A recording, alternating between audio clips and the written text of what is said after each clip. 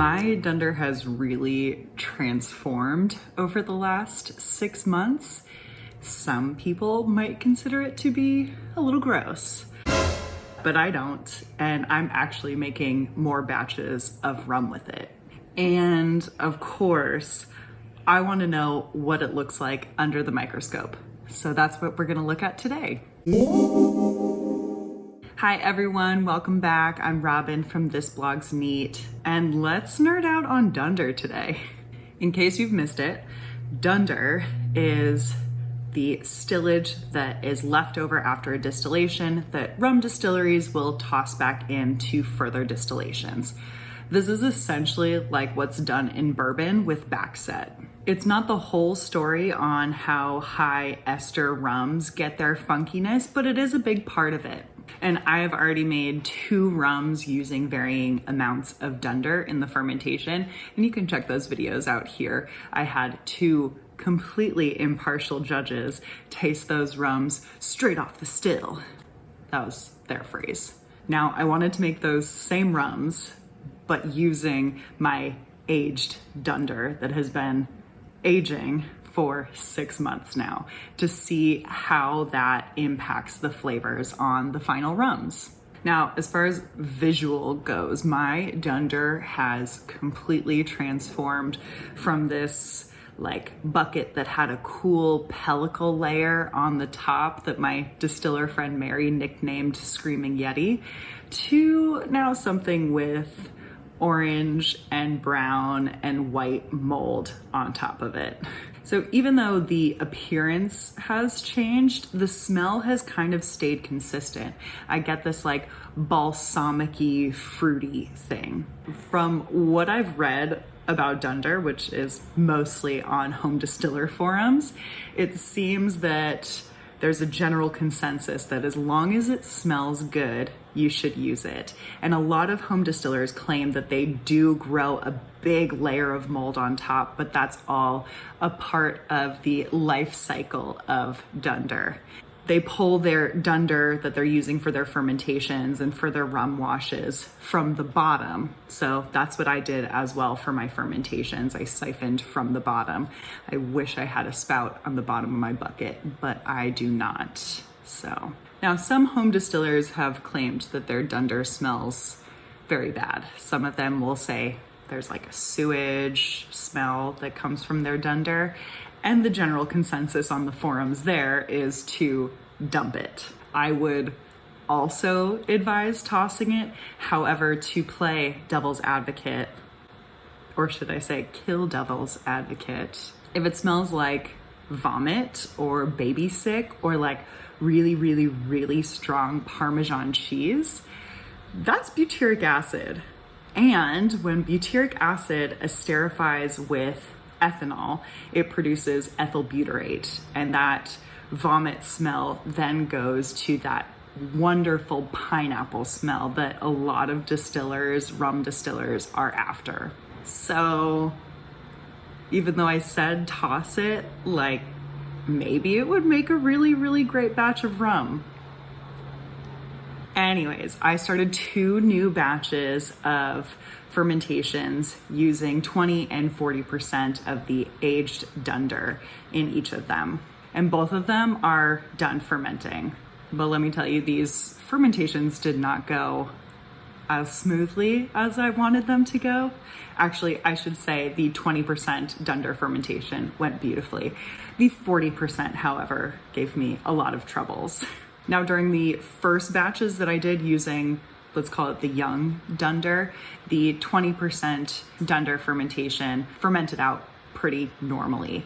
It started within a day and didn't give me any troubles. The 40% using the young dunder did give me some struggles starting, but after a few days, it did start fermenting. And then I just had to watch it and add some nutrients if it started to slow down. The 40% young dunder fermentation also didn't get as low as I wanted it to. The specific gravity was 1.027, so still a decent amount of residual sugars left in that fermentation. Now, like I said, my current batch of 20% aged-dunder fermentation started fermenting within a day, and just, it's gone smoothly. It's great. But the 40% aged-dunder, after 3 days, still nothing, wasn't fermenting at all. And on the third day, I did start to see the screaming Yeti pellicle forming. I waited a couple more days before intervening.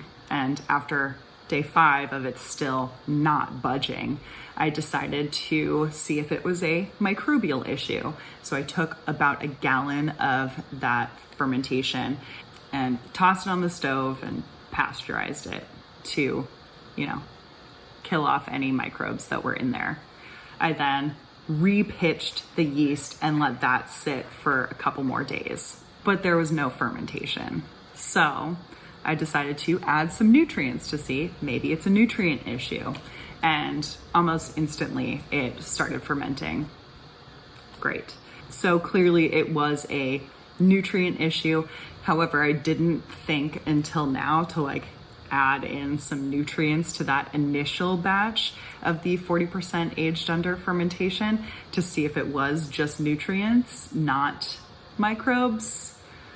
So yeah, I can't confirm if it was in fact just nutrients or if there was also a microbial issue playing a role in the lack of fermentation.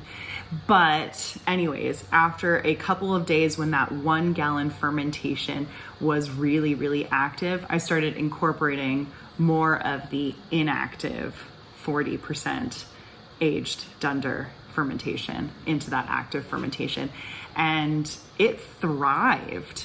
I didn't need to add any additional nutrients or anything like that, and it has fermented out much more than I expected. It's down to a specific gravity of 1.017. So again, not fully dry, but that's lower than the last batch. So I'm happy with that. By the way, that fermentation took 19 days to slow down, and the 20% aged-dunder fermentation took 18 days to slow down. So those fermentations were both really long, and they both smell so delicious. It smells so fruity, like grapes and pineapples, and I can't wait to distill them. And look out for that video because I will be distilling them and reporting the results. But this video is not about how the rums taste. This video is all about the microbes in those fermentations, because throughout the entire process, I took samples and looked at them under the microscope. Now, as I was looking through those samples, I felt very overwhelmed. I don't come from a biology background at all, and I wanted to know, what should I be looking for? What is typically in dunder? What is typically in these rum fermentations? And there's not a lot of research out there, at least current research out there, looking at the microdiversity of rum fermentations. However, I did stumble across some work by Professor Annie Hill at the International Centre for Brewing and Distilling in Scotland. In 2017, she presented at the Worldwide Distilled Spirits Conference on Deciphering Dunder, an examination of rum fermentation. So I reached out to her and she sent me the manuscript that coincided with that presentation. The results of the dunder analysis, which reportedly had a film growing on top of it and smelled of acidic bacterial activity, by the way, showed that there was Saccharomyces cerevisiae and Pichia species as the yeast present in the dunder, as well as 5 different lactobacillus species. She also sent me a review paper published by 2 French scientists. I'm not going to try to say their last names because I'm going to butcher it. But their work was published in 1998 in the Journal of Applied Microbiology, and their work was titled Microbial Flora of Rum Fermentation Media. In the 26 samples of stillage that they analyzed, they identified 12 different yeast species. Many of those yeast were Saccharomyces species, and regardless of the raw ingredients used for those samples, there was Saccharomyces species in all of them. Interestingly, they pointed out that Schizosaccharomyces species were only present in heavy flavored rum production, which was molasses based and used what they called slop as one of the raw ingredients. As far as bacteria goes, they identified 30 species that they considered significant bacterial species in rum production. And Lactobacillus and Propionibacterium species were the most prevalent in molasses-based fermentations. They also said that the addition of slops seeded the fermentation with abundant anaerobic bacterial flora, which, according to the table that they provided, was just a lot of Clostridium species. Now, if you've ever taken a deep dive into the Hi-Hogo rum world, your ears probably perked up when you heard me say Schizosaccharomyces.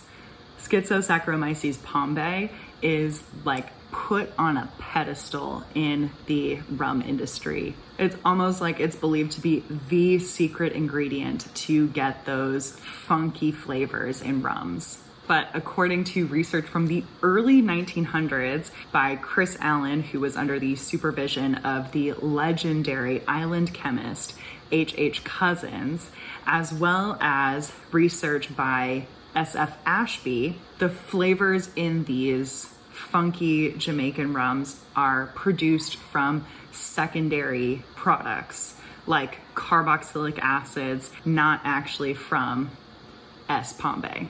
However, S. pombe is present in these fermentations because it is more resilient in acidic, harsh environments than Saccharomyces cerevisiae. This means that it's able to ferment in these environments with lots of carboxylic acids, where S. cerevisiae tends to be suppressed. Anyways, that's enough talking about the microbes. Let's actually look at those microbes. Actually, before we look at the microbes under the microscope, I want to give a huge shout out to the Patreons. Thank you guys so much for helping to support the channel. And if you, the viewer, would also like to support the channel and join our neat community over on Patreon, I've got a link in the description below. Now let's check out those microbes. Let's start with looking at the aged-dunder itself under the microscope. The sample was taken from the bottom of the bucket.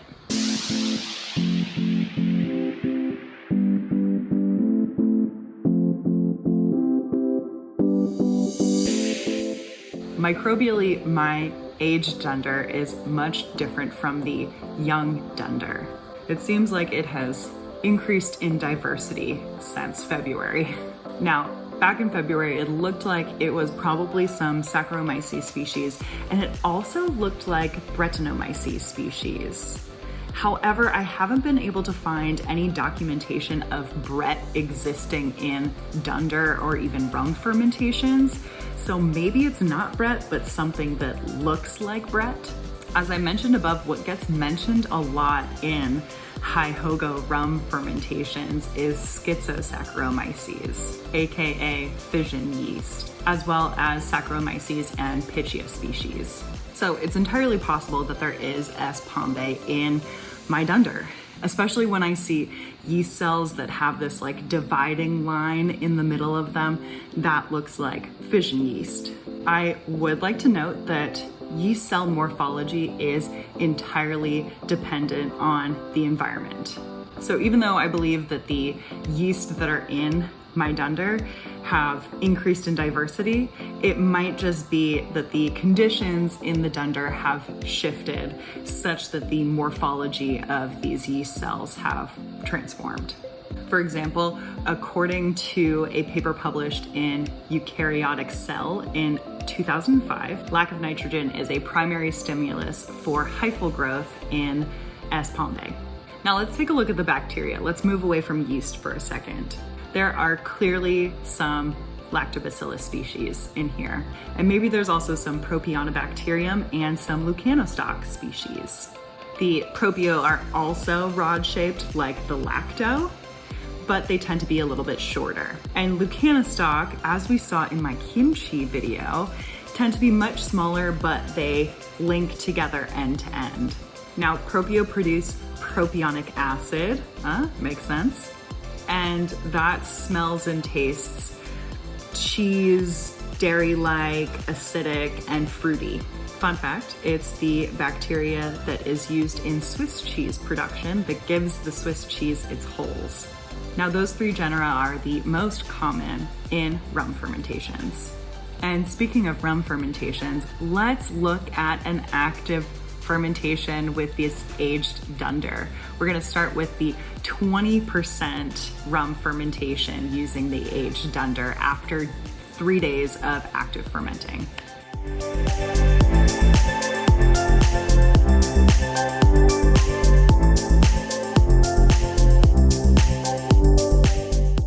There's definitely a lot of bacteria. I'm seeing lacto, leuconostoc, the propio, similar to what I saw in the aged-dunder.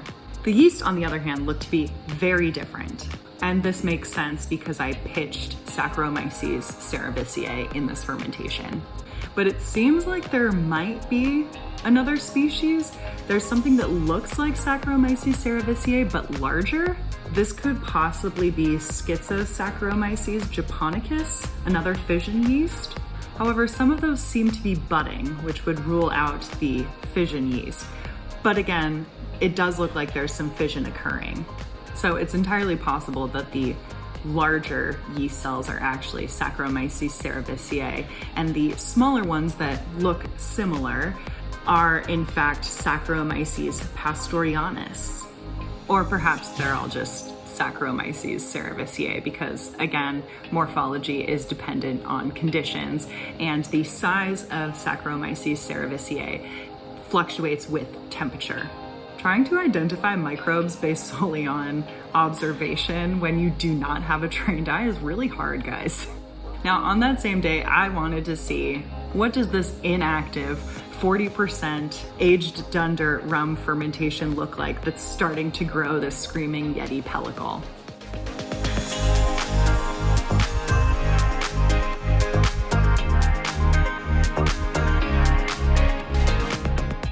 Lo and behold, it looks a lot like the young dunder, which would make sense, I guess. There are tons of ovoid and elongated yeast cells. Some appear to be end budding, but that could also be binary fission. Some elongated cells have huge vacuoles, and there are also some yeast clusters. There are definitely bacteria present, but I don't really see a lot of lacto. Now, once I got that 1 gallon of 40% dunder fermenting, I put that under the microscope.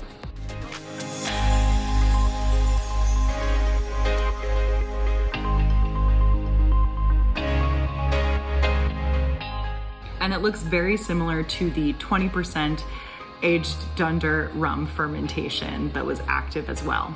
There's lots of Saccharomyces species. There's also those larger and smaller Saccharomyces looking species. So again, perhaps there's some Saccharomyces japonicus, or perhaps some Saccharomyces pastorianus. There appears to be budding as well as binary fission. Interestingly, there are also these long hyphal strands with fragmenting athrospore cells. This could maybe be related to the mold that we're seeing, or maybe some of the yeast have formed hyphae. Now, before I added in the last bit of inactive 40% aged-dunder into the active 40% aged-dunder fermentation, I noticed that it had some bubbles forming under the pellicle, which bubbles typically mean CO2, which is a sign of fermentation. And it smelled a lot like stinky feet, which I did not want. But I took the specific gravity and noticed that it had started to drop. So it was down to 1.093, meaning there was some fermentation beginning. And I think that was due to the addition of oxygen as I was transferring that into the active fermentation. So perhaps some aerobic bacteria were taking over. Anyways, I wanted to see what that looked like under the microscope. So here we go.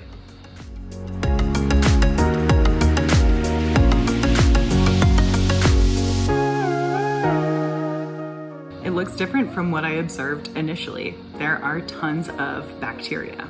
There appear to be lacto, leuconostoc, and propio. I noticed a lot of ovoid yeast. Most of those appear to be budding. However, some seem to be going through binary fission. So my guess is that the Saccharomyces species are finally starting to reproduce and ferment.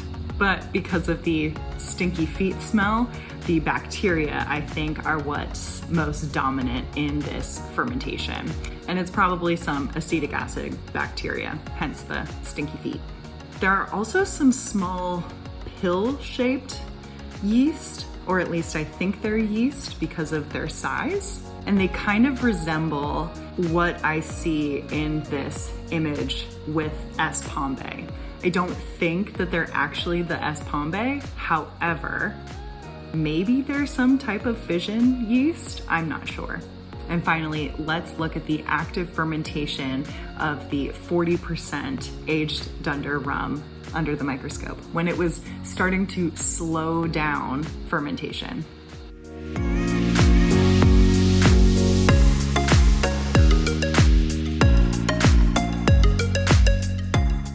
There are so many of those small pill-shaped yeast that I just described. Perhaps they're fission yeast, I don't know. There are also clusters of these pill and ovoid shaped yeast. And there are still both those larger and smaller Saccharomyces looking yeast. They're probably Saccharomyces cerevisiae.